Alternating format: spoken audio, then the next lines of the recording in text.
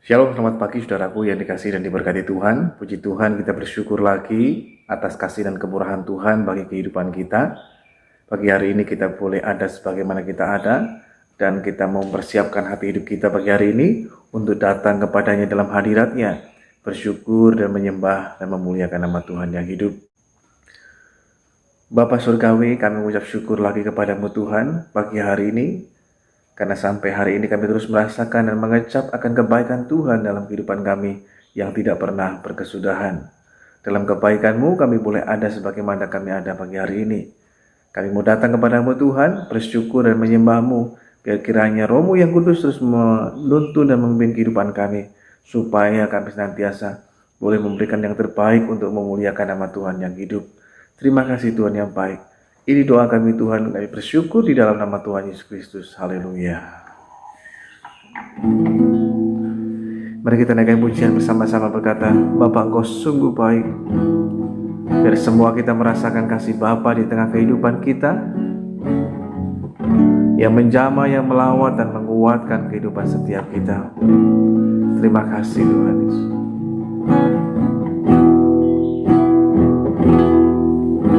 Bapa,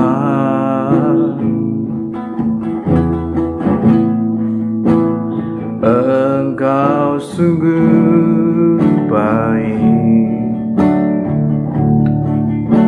kasih-Mu melimpah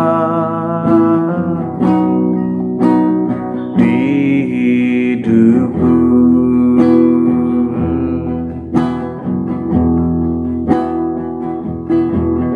Bapa,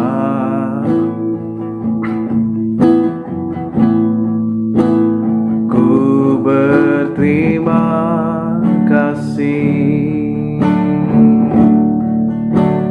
berkat-Mu hari ini yang Kau sediakan bagiku. Mari katakan lebih sungguh lagi, Bapa Engkau sungguh baik. Bapa,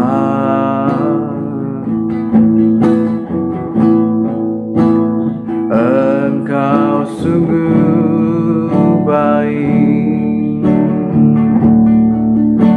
kasih-Mu melimpah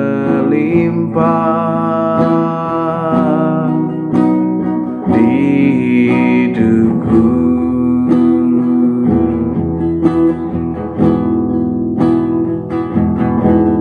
Bapa,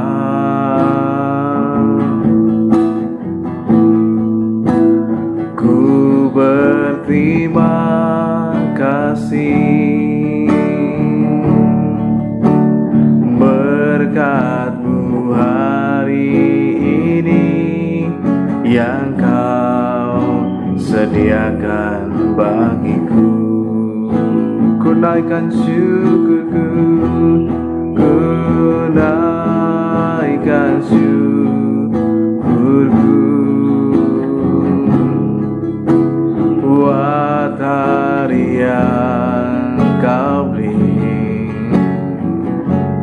Tak habis-habisnya kasih dan rahmat-Mu, selalu baru dan tak pernah terlambat pertolongan-Mu. Besar setia-Mu di sepanjang hidupku. Bapa Engkau sungguh baik, Bapa.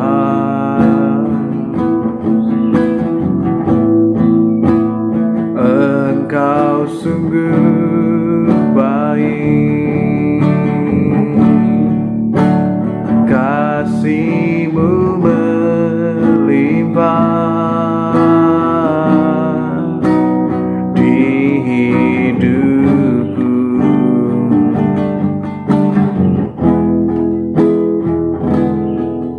Bapa,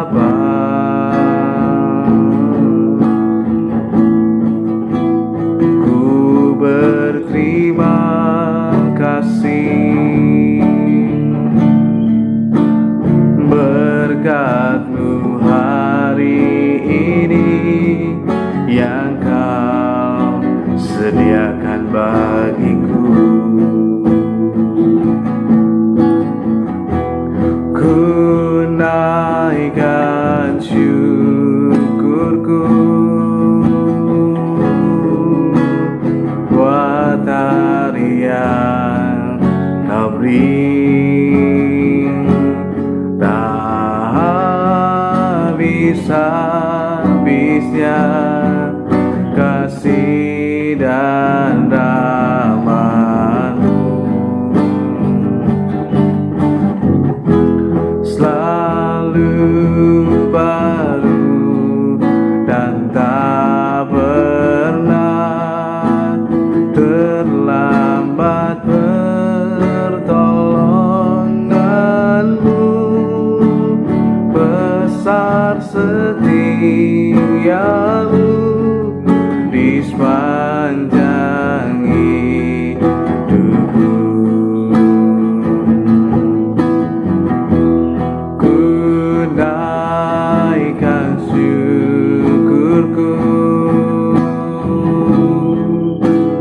buat hari yang Kau beri, tak habis-habisnya kasih dan rahmat-Mu. Selalu baru dan tak pernah terlambat pertolongan-Mu. Besar setia-Mu di sepanjang hidupku. Ku naikkan syukurku buat hari yang Kau beri, tak habis-habisnya kasih dan rahmat-Mu. Haleluya, selalu baru dan tak pernah terlambat pertolongan-Mu. Besar setia-Mu di sepanjang hidupku. Besar setia-Mu, besar setia-Mu, besar setia-Mu di sepanjang hidupku.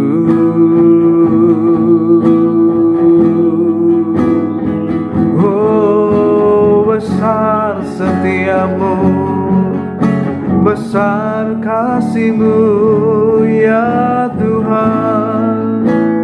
Ku bersyukur kepadamu Bapa. Engkau Bapa yang sangat baik, Engkau Bapa yang sangat baik. Ku bersyukur memuji nama-Mu, menyembah-Mu Tuhan. Haleluya, haleluya. Engkau sungguh baik, Engkau sangat baik. Kasih setia-Mu, kemurahan-Mu, sungguh kami bersyukur. Haleluya, haleluya.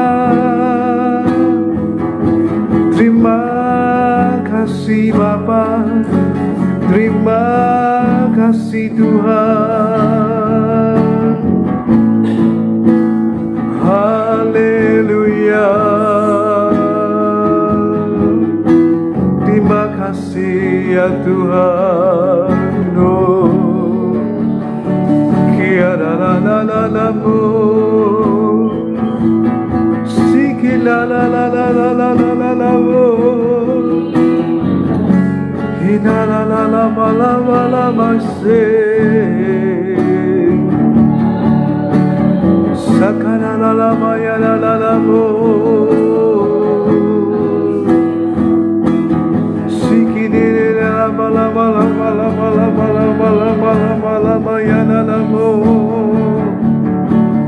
Hanya Engkau Tuhan, hanya Engkau yang layak disembah, diagungkan, ditinggikan. Mari naikkan pujian bagi Tuhan, bersyukurlah kepadanya. Sebab Tuhan itu baik, sebab Tuhan itu baik selamanya, selamanya. Engkau baik Tuhan, ku bersyukur memuji-Mu.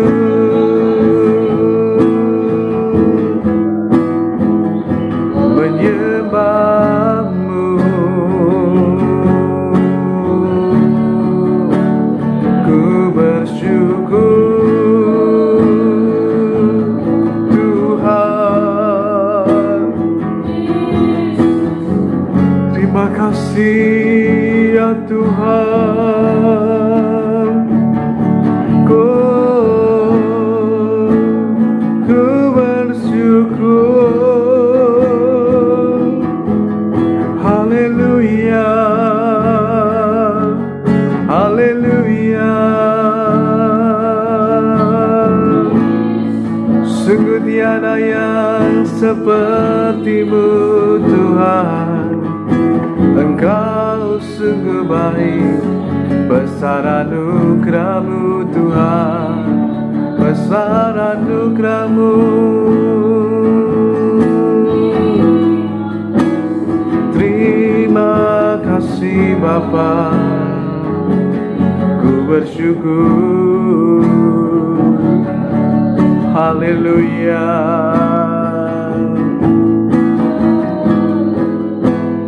Terima kasih Tuhan. Haleluya.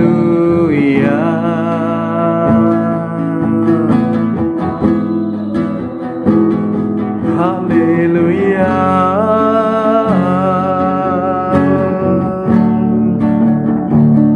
Ku bersyukur memuji-Mu.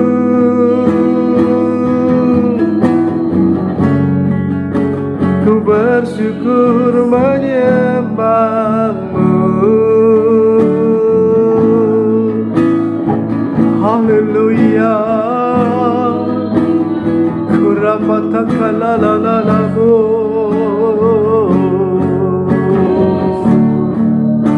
sikinara la maya la la la la mo, sina la la la la la la la la la la ma se. Haleluya, Yesus. Terima kasih Tuhan, kami bersyukur. Terima kasih Tuhan. Haleluya.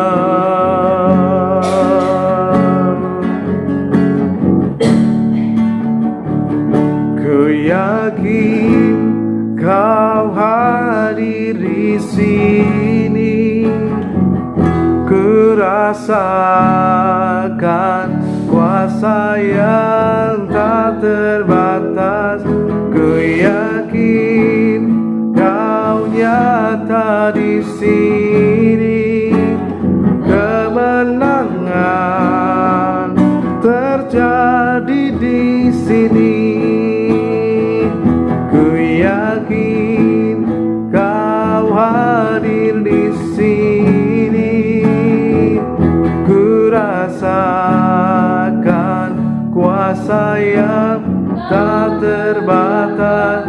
Ku yakin Kau nyata di sini, kemenangan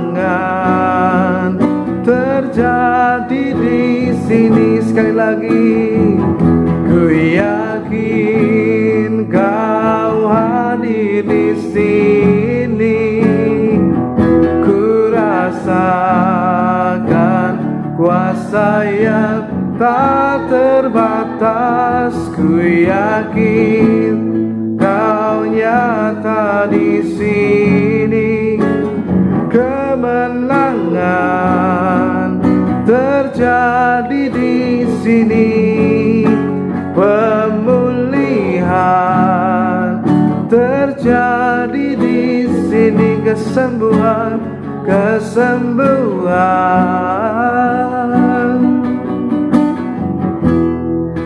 terjadi di sini.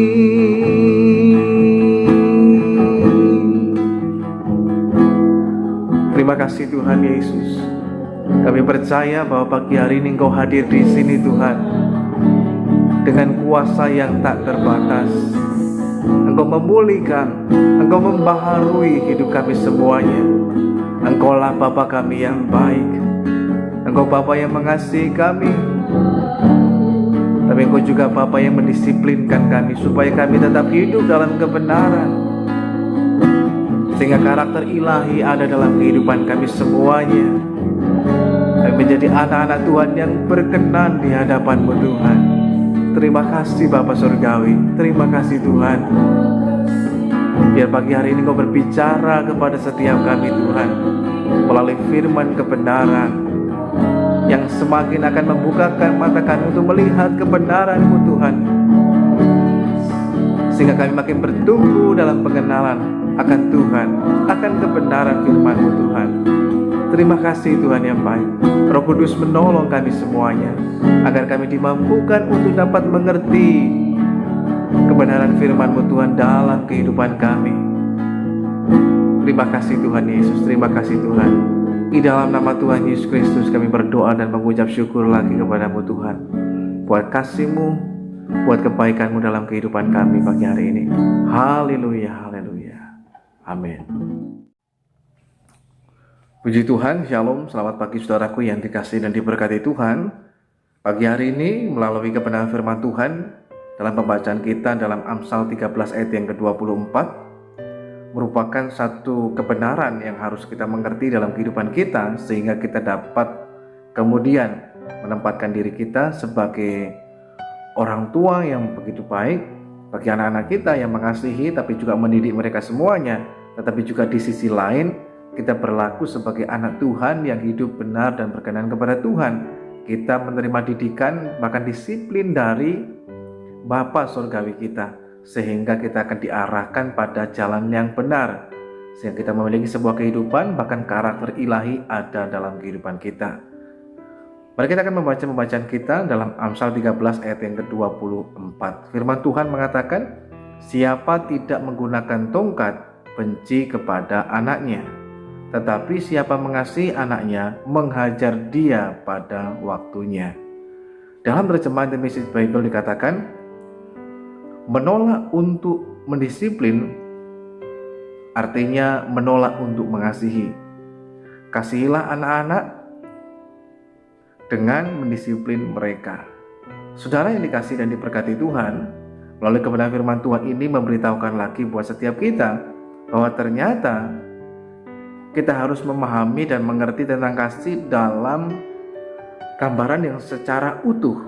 Terkadang kita berpikir bahwa tentang kasih berarti artinya segala sesuatu diperbolehkan karena kita mengasihi mereka. Seperti yang beberapa kali sudah saya sampaikan kepada saudara, bahwa seringkali pengertian kasih kita ketika kita masih kecil, terutama seperti anak saya yang masih kecil usia 5 tahun, pengertian bagi dia tentang kasih adalah bahwa kalau apa yang diminta, diinginkannya terpenuhi, maka dia akan mendefinisikan, dia akan mengatakan bahwa orang tuanya sayang kepadanya, orang tuanya mengasihi dia. Tetapi seandainya ketika dia menginginkan sesuatu dan orang tuanya tidak menurutinya, dia akan berkata orang tua tidak mengasihi. Hanya sejauh itu saja pengertian tentang kasih. Kalau segala sesuatu diikuti, keinginan dipenuhi, apa yang diminta dipenuhi, maka dia akan berkata orang tua sayang sekali kepadanya. Tetapi bila keinginannya tidak terpenuhi, dia akan mengatakan orang tuanya enggak sayang. Nah, ini merupakan pengertian kita tentang kasih secara dasar dangkal. Tapi kita harus meningkatkan lebih dalam lagi, lebih jauh lagi, dan lebih luas lagi, sehingga kita mengerti tentang kasih secara utuh dan menyeluruh, tidak hanya sebagian saja. Hanya persoalannya ketika kita sampai pada tingkat ke umur kita yang terus beranjak, setiap kita akan otomatis menjadi tua.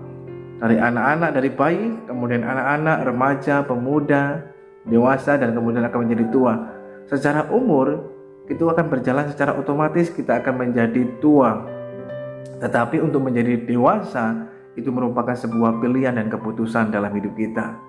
Banyak orang yang mungkin menurut ukuran umur mungkin sudah harusnya dewasa, tetapi secara kerohanian dan lain sebagainya mereka belum memiliki kehidupan yang dewasa di dalam Tuhan. Sehingga tidak mengherankan dalam pengiringan mereka akan Tuhan, mereka juga mendefinisikan kasih dengan cara yang seperti anak-anak. Tapi kita mesti berubah. Nah, pola pikir kita harus mengarah ke sana. Waktu kita kecil ya wajarlah kalau kita berpikiran sedemikian. Tapi kalau kita sudah menjadi orang dewasa secara umur, bahkan mungkin tua, ya pemikiran kita pun juga mestinya berubah menjadi dewasa di dalam Tuhan. Mengerti kasih secara menyeluruh. Bukan berarti kasih itu memberikan segala sesuatunya kepada mereka, tetapi di dalam kasih juga ada yang namanya disiplin. Jadi kasih bukan berarti melulu hanya memberikan apa yang mereka minta, tapi justru kasih itu memberikan kepada mereka apa yang mereka butuhkan. Kasih itu artinya juga di dalamnya memberikan kepada mereka semacam disiplin. Firman Tuhan mengatakan siapa tidak menggunakan tongkat benci kepada anaknya. Bukan berarti kemudian kalau sayang anak kemudian dikasih tongkat dipukul terus. Bukan. Tapi lewat firman Tuhan memberitahukan kebenarannya buat setiap kita. Saudara yang dikasih Tuhan, pada bagian pertama kita harus mengerti akan hal ini terlebih dahulu. Pengertian kasih dalam hidup kita. Kasih secara utuh dan menyeluruh. Sebagai contoh yang terbaik adalah Bapa surgawi kita. Tuhan adalah Bapa surgawi kita, kita adalah anak-anaknya. Dia mengasihi setiap kita. Dia menyatakan kasihnya, anugerahnya, memberikan berkatnya, dan lain sebagainya. Tetapi dalam kasihnya pun, Bapa surgawi juga menyatakan kedisiplinannya, cara mendidik, dan lain sebagainya. Sebagai contoh, kalau dulu pada awal kita mengalami satu kelahiran baru, masih anak-anak secara rohani, ketika meminta segala sesuatunya, bahkan tidak meminta pun akan diberikan kepada kita. Tetapi ketika mulai beranjak dewasa, pengertian kita mulai berkembang. Ketika kita meminta dan berdoa kepadanya, dan Tuhan berkata tunggu, atau bahkan mungkin berkata tidak, kita juga dapat menerimanya dengan baik. Karena kita tahu bahwa ketika Tuhan berkata tunggu, itu artinya kita perlu menunggu prosesnya. Atau kalaupun bahkan mungkin Tuhan berkata tidak, itu juga sebuah kebaikan bagi kita. Karena ternyata mungkin hal itu yang kita minta bisa mendatangkan sesuatu yang kurang baik. Nah, Bapa kita melihat segala sesuatunya secara utuh, sehingga dalam kehidupan kita diarahkan pada hal yang benar dan tepat.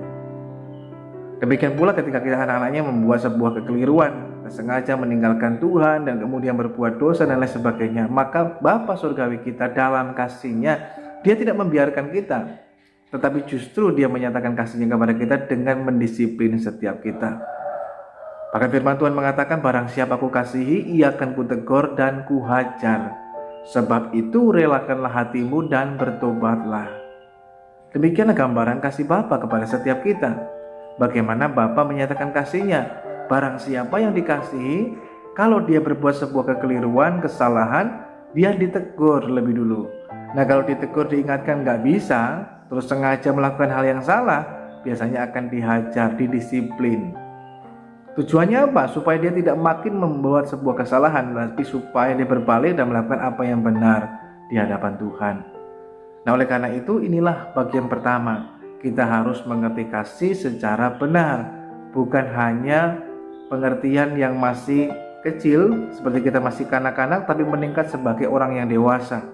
Oh, kalau dewasa kita mengerti, oh terkadang ketika kita meminta sesuatu tidak diberikan pun itu sebagai wujud kasih, karena terkadang yang kita minta bisa membahayakan kita atau bisa tidak baik buat setiap kita dan lain sebagainya.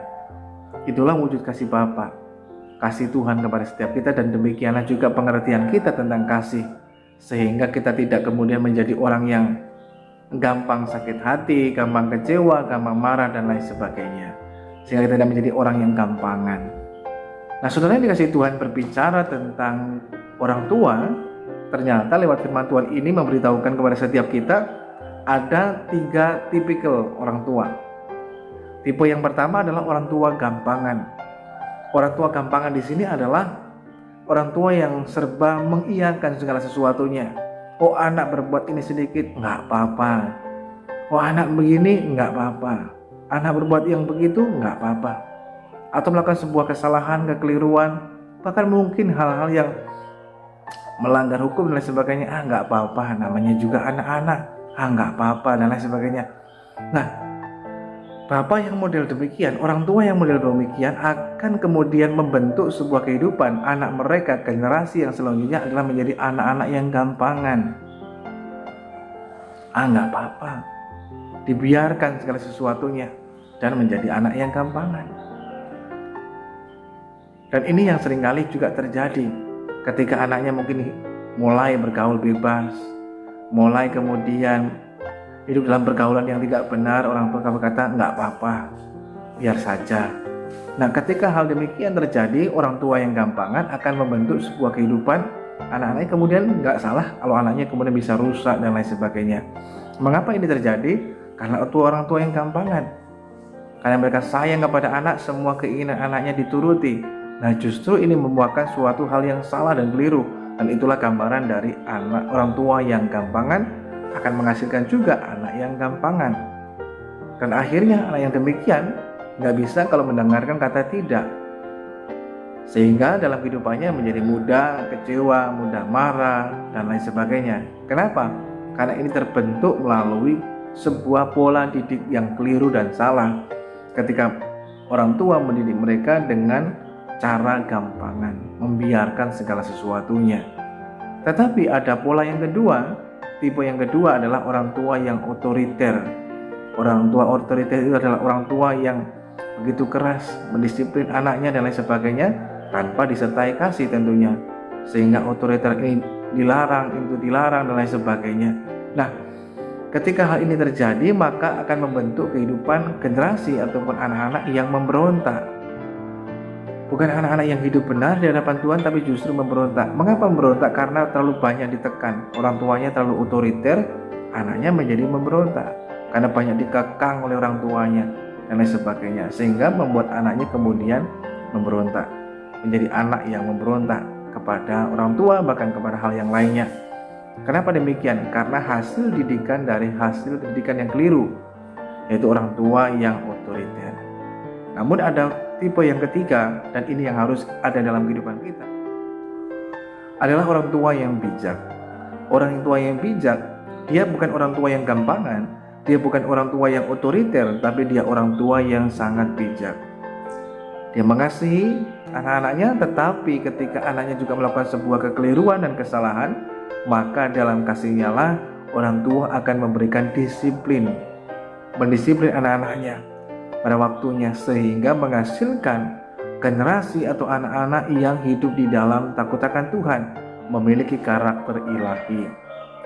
Beberapa waktu yang lalu saya menyampaikan dalam misbah doa pagi hari bahwa kita harus memberikan sebuah contoh teladan, bahkan warisan bagi generasi selanjutnya, warisan yang baik. Nah, salah satunya yang pagi hari ini kita akan melihat adalah warisan melalui didikan, pola anutan dari orang tua. Kita menjadi orang tua yang bijak, maka akan menghasilkan generasi yang memiliki karakter ilahi, bahkan hidup di dalam takut akan Tuhan. Oleh sebab itu firman Tuhan menegaskan buat setiap kita dalam The Message Bible dikatakan menolak untuk memperbaiki, mendisiplin, itu artinya kita menolak untuk mengasihi mereka. Karena dalam kasih ada disiplin. Nah, dalam disiplin itulah ada pembentukan, ada didikan dan lain sebagainya yang akan mengarahkan. Karena ketika dalam kehidupan kita terkadang tidak selalu kita hidup benar. Kadang-kala kita hidup juga enggak benar, bisa menyimpang ke kanan ke kiri dan lain sebagainya. Tetapi ketika kita berperan sebagai orang tua, kita mesti ngerti ketika mereka berbuat hal yang salah, kita perlu mendisiplin supaya mereka diarahkan kembali pada track, pada jalur yang benar, supaya mereka dididik kembali, supaya mereka tidak seperti dunia ini, tapi mereka memiliki karakter ilahi dalam hidup mereka. Bukan menjadi anak yang gampangan, bukan menjadi anak yang memberontak, tapi anak yang takut akan Tuhan, menghormati dan mengasihi orang tua dan lain sebagainya. Bahkan firman Tuhan juga tegas, hormatilah orang tuamu, ayah dan ibumu, dan lain sebagainya. Merupakan sebuah hukum yang Tuhan nyatakan buat setiap kita. Nah, oleh karena itu, ketika kita mendisiplin anak kita, seringkali orang memakai ayat ini kemudian untuk melegalkan dalam tanda kutip supaya dapat kemudian dengan bebas menghajar anaknya dan lain sebagainya, sehingga mereka mengatakan siapa tidak menggunakan tongkat benci pada anaknya, tapi siapa mengasihi anaknya menghajar dia pada waktunya. Nah, kadang-kala orang menggunakan ayat ini untuk melegalkan apa yang mereka ingin lakukan. Namun pagi hari ini bagian yang selanjutnya lewat kebenaran firman Tuhan adalah yang perlu kita perhatikan pada saat kita mendisiplin anak kita perlu belajar dari Bapa Surgawi kita. Bapa Surgawi kita ketika dia mendisiplin umatnya, mendisiplin anak-anaknya, maka Bapa Surgawi mendisiplin tetapi dalam koridor kasih. Kasih tanpa kebenaran itu sesuatu hal yang gak baik. Tetapi kalau kebenaran saja tanpa disertai kasih bisa menjadi sesuatu yang kejam. Sebagai contoh, kalau orang tua kemudian menyatakan kebenaran kepada anaknya tapi nggak disertai kasih, bisa menjadi sesuatu yang sangat kejam. Tapi kalau hanya kasih saja tanpa kebenaran, itu merupakan gambaran orang tua gampangan. Tapi kalau hanya kebenaran nggak disertai kasih, itu orang tua otoriter. Tapi kita harus memiliki kedua-duanya lengkap. Ada kasih tapi juga ada kebenaran. Nah, ini kombinasi yang lengkap sehingga menghasilkan orang tua yang bijak. Nah, dalam kasih itulah yang perlu kita perhatikan adalah bahwa pada saat kita mendisiplin anak kita, dalam terjemahan ini dikatakan menggunakan tongkat, atau dalam terjemahan lain juga dikatakan menggunakan rotan. Dasarnya adalah dalam mendisiplin itu adalah kasih. Jadi bukan hanya untuk sekedar melampiaskan emosi. Nah, banyak daripada kita kemudian keliru dan salah, sehingga terkadang tanpa alasan yang jelas banyak orang tua yang kemudian tiba-tiba menghajar anaknya, mendisiplin anaknya dengan cara yang salah karena tidak didasari dengan kasih. Misalkan karena begitu banyaknya pekerjaan dan tekanan dalam pekerjaan, tekanan dalam kehidupan, tekanan ekonomi dan lain sebagainya, terkadang emosi mudah sekali tersulut, sehingga terkadang anak tidak berbuat salah sama sekali, mungkin hanya sekedar bertanya dan lain sebagainya, sudah menyulut emosi, lalu kemudian orang tua mengajar. Nah, itu sebuah cara yang keliru dan itu tidak mendidik sama sekali. Kenapa? Karena dasarnya bukan kasih, melainkan hanya pelampiasan emosi. Nah, ini yang harus dibedakan dalam kehidupan kita. Ketika kita mendisiplin mereka, bukan selalu dengan cara dengan tongkat, dengan rotan dan lain sebagainya, tetapi dengan disiplin-disiplin yang baik, yang mendidik dan mengarahkan kehidupan mereka semuanya. Tapi bukan kemudian sebagai suatu cara untuk menyalurkan emosi kita, tetapi menyalurkan kasih kita kepada anak-anak kita. Yang kedua yang perlu diperhatikan pada saat kita memberikan disiplin adalah tujuannya. Tujuannya mesti benar. Tujuannya agar anak memiliki karakter hidup yang baik. menjadi anak yang taat dan menghormati orang tua, tetapi juga menjadi anak yang hidup di dalam takut akan Tuhan, bahkan memiliki karakter ilahi dalam hidup mereka. Itu merupakan tujuannya. Sehingga bukan hanya sekedar didisiplin, bukan sekedar dididik, diajarkan, tapi ada tujuan, ada goalnya. Goalnya adalah agar mereka menjadi seorang anak yang menghormati orang tua, mengasihi orang tua, tapi juga hidup dalam takut akan Tuhan dan memiliki karakter ilahi. Itu merupakan tujuannya. Jadi tujuannya bukan hanya sekedar kita asal mendisiplin dan gak ada tujuannya sama sekali, gak mendidik itu namanya. Tapi kalau sesuatu yang mendidik, itu punya tujuan yang sangat baik untuk kedepannya, sehingga mereka terhindar dari melakukan sebuah kesalahan yang semakin jauh, tapi mereka diselamatkan, sehingga mereka menjadi sebuah generasi yang hidup benar di hadapan Tuhan. Yang berikutnya yang perlu kita perhatikan pada saat kita mendisiplin adalah disiplinlah dengan cara yang bijak, dengan cara mendidik, tetapi di dalam kasih. Firman Tuhan mengatakan menggunakan tongkat sebuah gambaran, sesuatu cara untuk mendidik dan mendisiplin anak mereka. Dan hal ini dibenarkan, diizinkan, tetapi dengan catatan-catatan tentunya. Jadi bukan kemudian dengan asal-asalan hanya sekedar melampiaskan emosi, tetapi merupakan sebuah didikan, memberitahukan kepada mereka bahwa ini kekeliruannya, kenapa didisiplin, dan lain sebagainya. Nah, ini yang harus juga diberitahukan. Jadi bukan hanya asal diberikan disiplin mungkin berupa hal yang lainnya yang dikerjakan oleh orang tua, tetapi juga diberitahukan kenapa didisiplin. Oh, alasannya karena melakukan ini, itu, dan lain sebagainya. Tujuannya supaya apa, dan lain sebagainya. Itu diberitahukan. Nah, itu merupakan sebuah didikan, sehingga menghasilkan sesuatu hal yang baik. Demikian juga dengan Bapa Surgawi kita. Dia mendisiplin setiap kita, bahkan juga dengan tongkat, hajaran. Supaya apa? Supaya kita bertobat.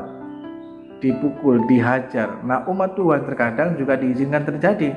Ketika mereka memberontak, mereka mulai jauh daripada Tuhan, meninggalkan Tuhan, hidup dalam dosa, dan lain sebagainya. Tuhan menghajar mereka, memukul mereka dengan banyak hal. Mungkin dengan situasi, dengan masalah, pergumulan, dan sebagainya. Sebuah hajaran. Bahkan mungkin juga berupa sakit penyakit.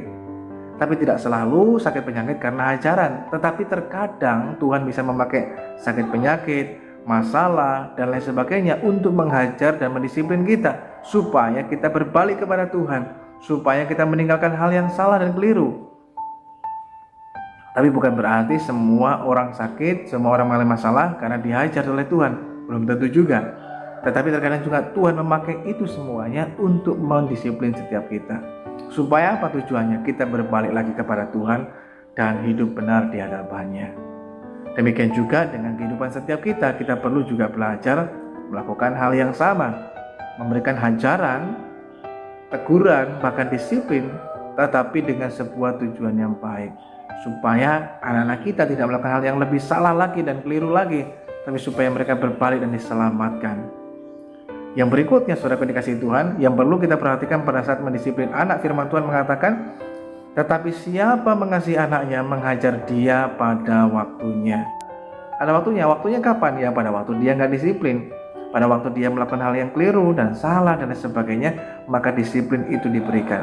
Kalau masih diperingatkan dia mau menurut, ya nggak apa-apa. Tapi kalau sudah nggak menurut dan mulai sengaja untuk tidak patuh, tidak taat, dan itulah disiplin diperlukan supaya mereka dapat diselamatkan dan mereka tidak lagi hidup dalam sebuah kesalahan dan keliruan, tapi mereka bertumbuh menjadi generasi yang takut akan Tuhan.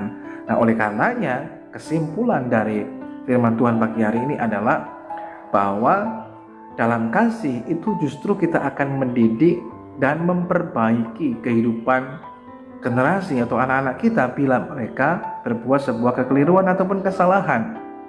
Ketika kita menolak untuk mendisiplin mereka, itu artinya kita menolak untuk mengasihi. Justru dalam kasihlah kita akan mendisiplin, sehingga kita menjadi orang tua yang bijak. Bukan orang tua gampangan, bukan orang tua otoriter, tapi orang tua yang bijak yang menghasilkan generasi-generasi yang mengasihi orang tua, menghormati orang tua, tapi juga takut akan Tuhan dan memiliki karakter ilahi dalam kehidupan mereka. Ketika kita sebagai orang tua hadir dan menyatakan kasih Bapa di tengah kehidupan mereka semuanya, sehingga melalui kehidupan kita lah mereka dapat mengenal Tuhan di tengah kehidupan setiap kita. Mari kita mau datang kepada Tuhan dan bersyukur kepadanya. Bapa Surgawi, kami mengucap syukur pagi hari ini buat kasih-Mu dalam kehidupan kami, sehingga melalui firman-Mu kami dapat mengerti sebagaimana Tuhan Engkau Bapa Surgawi mengasihi kami.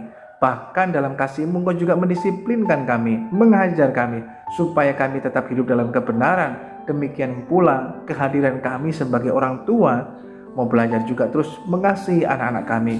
Tetapi dalam kasih pun kami memberikan disiplin sebagai sebuah didikan yang akan menyelamatkan mereka, sehingga mereka tidak hidup dalam kesalahan, hidup dalam dosa, dalam pemberontakan, tetapi hidup dalam kebenaran, dalam kasih Tuhan, tetapi bertumbuh menjadi generasi yang takut akan Tuhan dan memiliki karakter ilahi dalam kehidupan mereka semuanya, sehingga mengalami keserupaan dengan Kristus Yesus Tuhan. Pagi hari ini Tuhan berikan kepada kami semuanya sebagai orang tua hikmat daripada Tuhan untuk dapat mendidik, mengajar, dan membesarkan anak-anak kami di dalam takut akan Tuhan.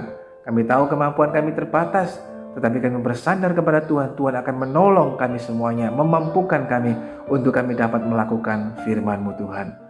Pagi hari ini memberkati kami semuanya yang boleh mengikuti doa pagi ini dimanapun saudara berada. Kasih Tuhan memberkati kita semuanya, melingkupi kita semuanya, sehingga kita mengalami berkat Tuhan yang memberkati dalam kesehatan kita, yang memberkati dalam keluarga rumah tangga kita, yang memberkati dalam usaha pekerjaan kita, yang memberkati juga dalam kehidupan anak-anak kita.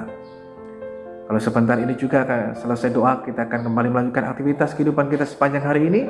Kami bermohon kepada-Mu Tuhan, kiranya Tuhan memberkati setiap kami Tuhan. Baik kami yang bekerja, berusaha, kami melanjutkan aktivitas kehidupan kami melanjutkan studi pendidikan kami. Tuhan kiranya berkenan menyatakan berkat-Mu, anugerah-Mu, penyertaan-Mu, pemeliharaan-Mu atas kehidupan kami, supaya kami tetap hidup benar dan berkenan kepada Tuhan dengan pertolongan Roh Kudus Tuhan.